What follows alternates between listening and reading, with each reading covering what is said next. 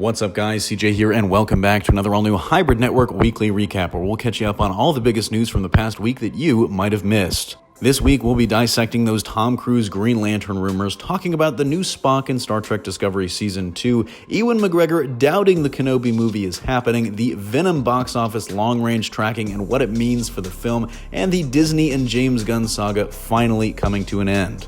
First up, though, let's talk Green Lantern. Obviously, Green Lantern Corps is still a ways away, with Jeff Johns overseeing the script for the film, which is still in development as far as we know. But a new report has indicated that the studio might have already identified a frontrunner for the role of veteran Lantern Hal Jordan. That frontrunner is Tom Cruise. This first emerged from celeb gossip site Crazy Days and Nights in a post on March 8th, which cryptically revealed that a certain A-list Hollywood actor was the frontrunner for a superhero movie. At the time, they revealed that the actor actually didn't want to take on the role because the character was slated to die in early versions of the script, something they wanted changed if they were going to join the project. Well, just yesterday, they updated their site to reveal some new information.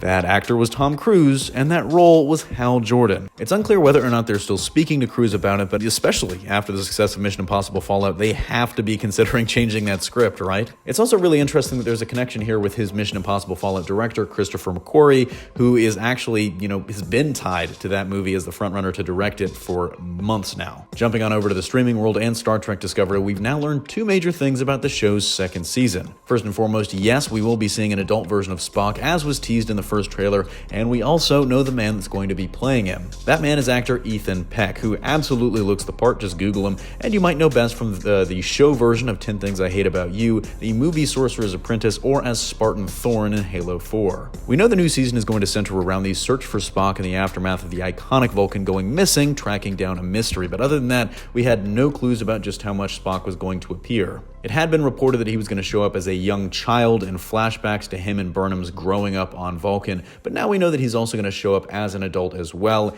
in the show's current time period, when he was the science officer under Captain Pike on the Enterprise about 10 years before the original series. Moving on from the future of our galaxy in Star Trek to a galaxy far, far away a long time ago, the future of the Star Wars franchise is still kind of in limbo. We know that Episode 9 is coming next year, and that two separate new trilogies are also slated for some time in the next few years, but we've got no information at all so far about any future Star Wars story spin-offs. The one we thought was going to be next, Kenobi, hit multiple snags a few months back. First, it was reported by Collider that Lucasfilm was pumping the brakes on any and all spin-offs to reevaluate their plan for that series. And then it was revealed that Crown director Stephen Daldry, who had been rumored to be attached to the project, had walked away from negotiations to join the film as well. And now, maybe the biggest nail in the coffin, Obi-Wan himself doesn't seem to think the project is happening. In an interview on The View to discuss his new film, Christopher Robin, Ewan McGregor was asked about the rumors that he'd be reprising his iconic role. But while he said he'd love to do it, McGregor revealed that there's no plans for that as far as he knows. That is incredibly interesting, seeing as it's hard to imagine the movie proceeding without him,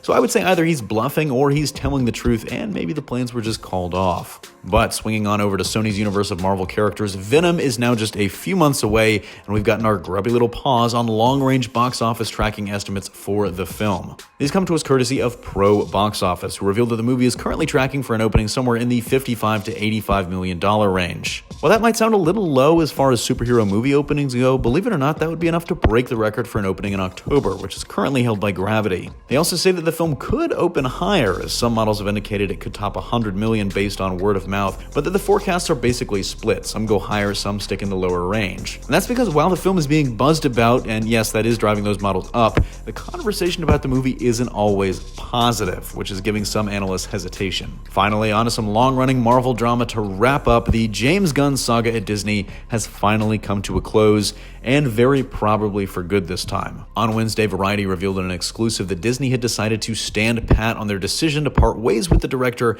after 10-year-old controversial tweets resurfaced. The seemingly final decision came after a sit-down meeting between Walt Disney Company chairman Alan Horn and James Gunn, with Kevin Feige actually not in the meeting but supporting the decision despite rumors that he had pushed hard to get James Gunn back. Adding more intrigue to this, the report confirms that Disney does plan on using Gunn's script for Guardians 3, which should help smooth the transition process to a new director, but that director is probably going to have to do at least a small rewrite to tailor the movie to their liking.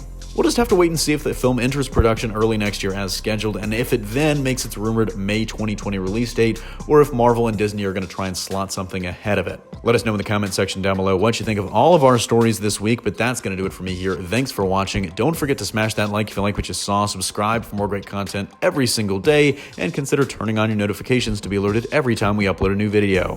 Signing off, this is CJ, and I'll see you next time.